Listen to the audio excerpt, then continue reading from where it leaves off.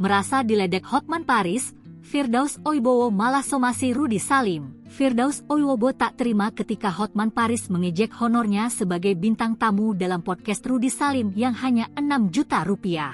Tak hanya itu, Hotman juga meledek Firdaus karena meminta 10 bungkus makanan untuk timnya. Usut punya usut, detail terkait bayaran Firdaus ternyata diketahui Hotman dari Presiden Direktur Prestige Motor Charge tersebut.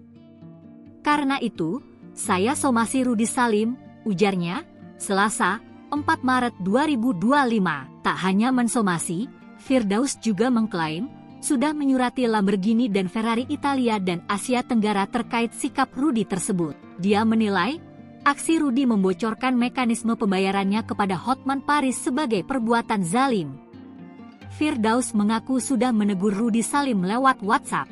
Pertama, dia tak pernah meminta menjadi narasumber dalam podcast Rudy Salim.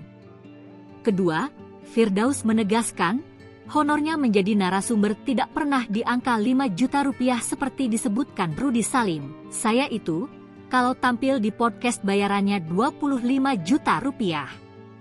Paling murah 15 juta rupiah, ungkapnya menambahkan.